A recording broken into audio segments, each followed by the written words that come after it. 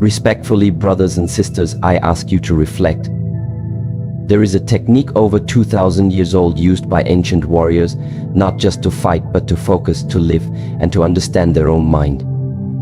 And yet in 2023, some called it dangerous. They tried to ban it. Why? Because we live in a world that fears silence, stillness, and inner strength. Let us explore this ancient path in 4 key teachings. Let us begin where all things begin, with the breath.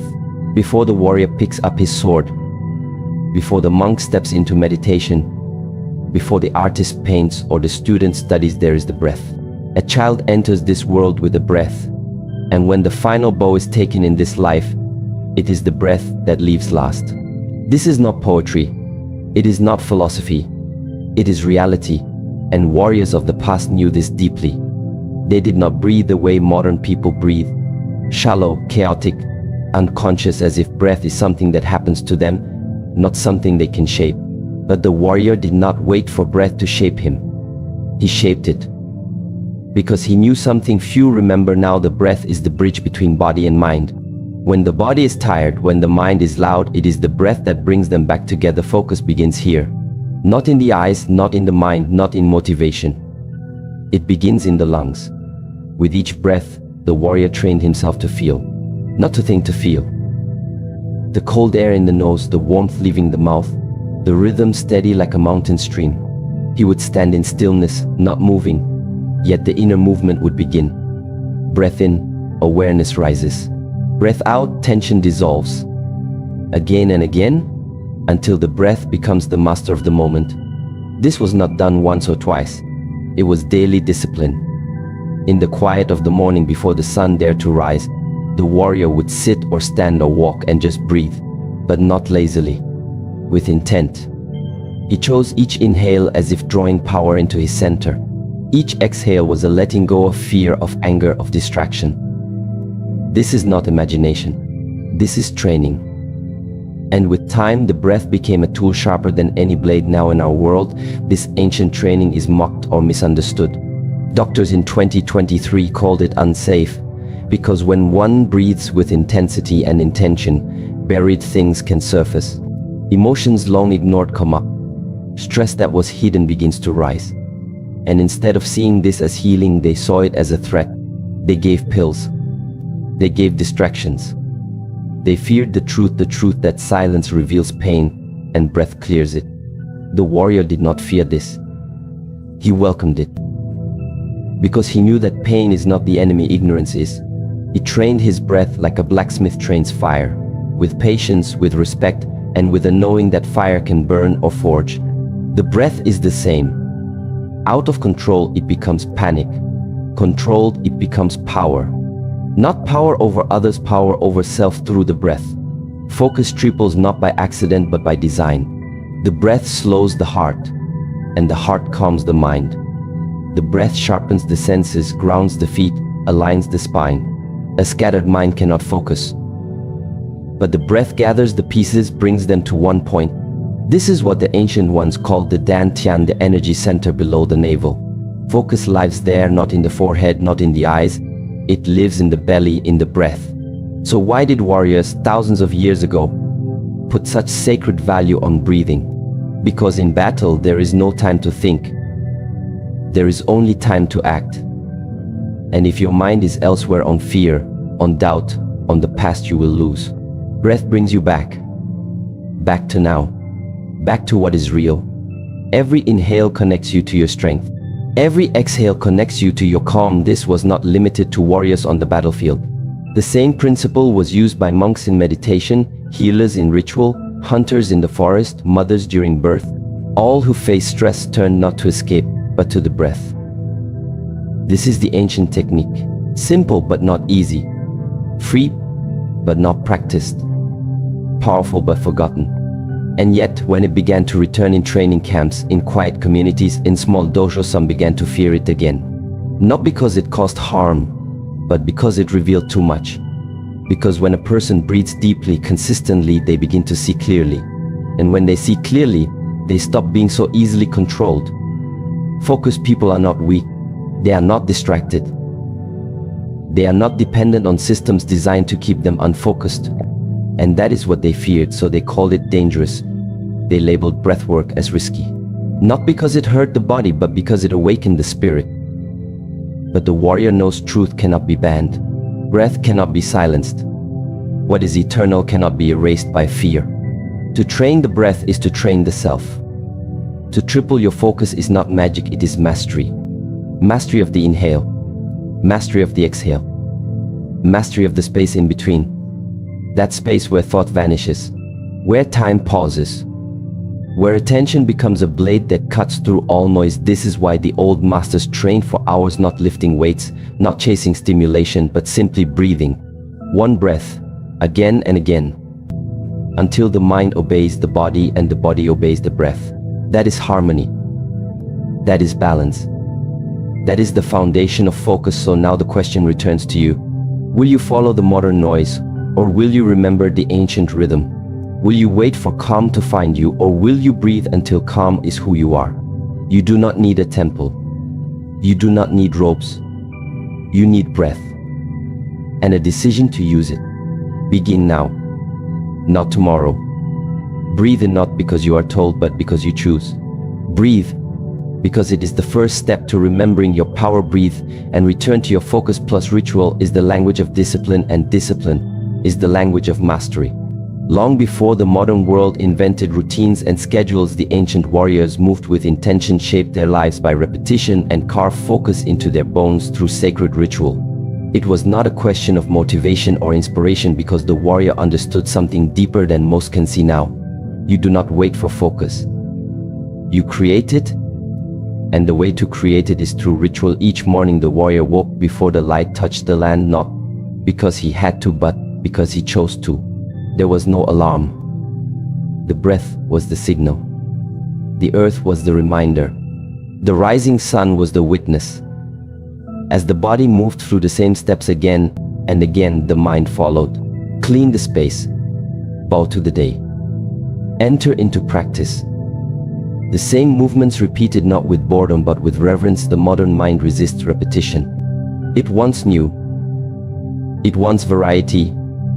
It seeks comfort through change. But the ancient mind knew better. Focus is not something scattered across many tasks. It is built when the body moves with purpose and the mind obeys without question.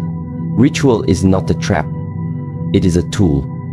It binds the scattered thoughts and brings them into one direction. In the temple, the monks walked the same path each morning. Step by step, foot over foot, breath with breath. The same chants. The same bows.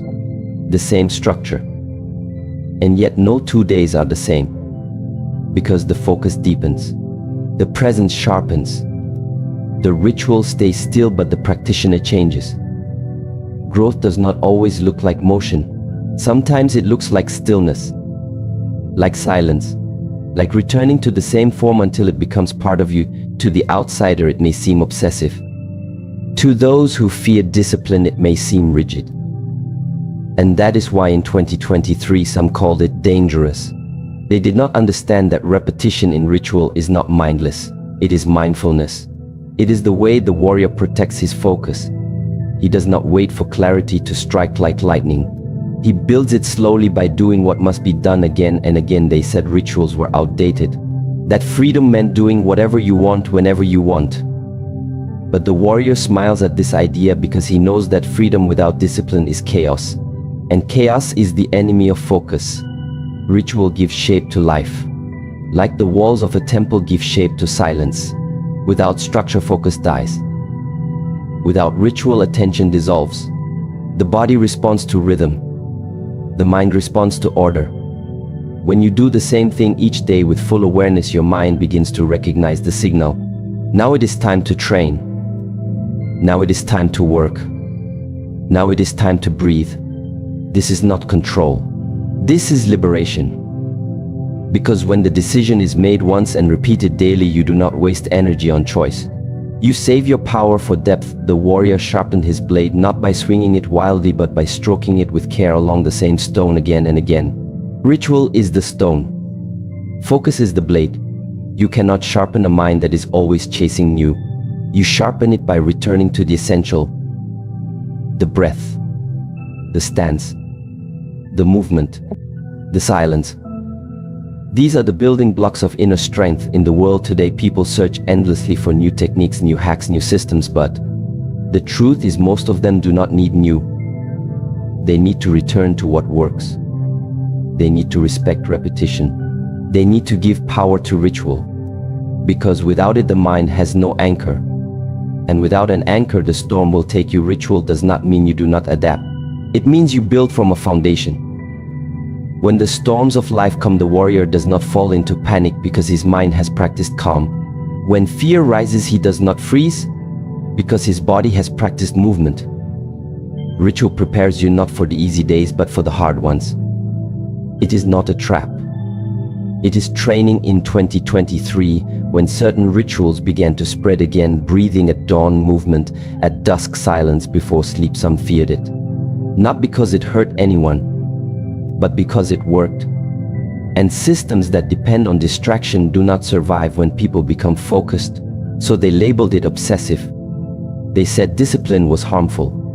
But the warrior knows better. He knows that obsession is not when you do something too often. It is when you forget why you do it. And he never forgets. His ritual is not a cage. It is a key. A key that opens the mind to awareness, the body to stillness, the heart to courage. When you bow each day not to a god or a belief but to the act itself, you remember humility. When you move each day not for results but for rhythm, you remember presence. This is what the ritual teaches. Not just focus but honor. The ritual can be as simple as lighting a candle before practice, placing your feet in the same position, taking one deep breath before every task. It does not need to be complex. It needs to be consistent. In that consistency, focus begins to live. And once it lives, it begins to grow. It stretches into every part of your day. It enters how you eat, how you speak, how you move, how you rest. Because focus trained in one area begins to influence all areas. It is found in devotion. Ritual is devotion to your highest self. It is the daily decision to return to what matters, to what works, to what transforms. One breath at a time, one movement at a time, one moment at a time. So when others say it is too much, too strict, too serious, the warrior says nothing. He simply returns to his ritual. Because he does not perform it for applause. He does it because it makes him ready. Ready for battle. Ready for peace. Ready for whatever comes. Return to your ritual and your focus will return to you. Plus the body is not separate from the mind and the mind is not separate from the body. This was never a question for the ancient warriors. It was a truth as clear as water in a mountain stream. They did not study it in books. They felt it in every breath, every step, every movement. The connection between body and mind was not theory, it was their way of life. To focus, you must bring all parts of yourself into one place, one moment, one intention. But if the body is weak, restless, tired, the mind will follow. And if the mind is distracted, the body will lose its purpose. You cannot master one, neglect the other, because they rise and fall together. That is why warriors train not only with weapons but with movement forms, stances, walking, meditation, standing like a tree, holding posture until the legs shake and the thoughts quiet. They did not go to gyms, they did not train to impress, they trained to align every part of themselves, because they understood that focus comes not from thinking harder but from being fully present in the body. When you stand in horse stance for 10 minutes, your legs burn, your arms tremble, your arms, mind begin to move as one, and in that unity focus is born. The modern world forgot this connection. It put the body in chairs and the mind in screens. It said the body is just a machine and the mind is the master, but the warrior knew that is a lie, because when you feel pain, the mind reacts. When you hold still, the thoughts shift. When the breath slows, the emotions settle. The mind does not sit above the body, it flows through it. And the body does not just carry the mind, it shapes it. That is why real training is not about exhaustion, it is about awareness. Every movement should be done with presence, whether it is lifting a hand or taking a step or breathing deeply. The warrior does not rush through movement, he lives inside it. He feels the weight, the balance, the tension and release, and through this he learns to stay where he is, not to escape, not to wander, not to fight the moment, but to meet it fully. Some say focus is about blocking out the world, but the warrior sees it differently. Focus is not closing your eyes, it is opening them fully. It is not shutting off feeling, it is feeling more deeply. And you cannot do this if you are disconnected from the body. You cannot stay centered in the storm if you have never stood still in silence with your own breath, your own weight, your own presence. When you train the body with care, with discipline, mindfulness, the mind begins to follow. It becomes steady, not because you force it, but because it finds something solid to rest on. That solidity comes from grounded movement, from repeated effort, from the choice to be where you are and not wish to be elsewhere. This is why they trained outdoors, in the cold, in the heat, in the rain, not to prove strength, but to stay connected to nature and to self. In 2023, when people returned to these practices, when they began to hold postures again, to breathe with the earth, to walk barefoot in silence, some voices rose up and said it was dangerous. They warned of strain, of injury, of going too far, but they missed the point completely. The real danger is not in feeling too much, it is in feeling nothing. The injury is not to the body, it is to the spirit that forgets its own strength.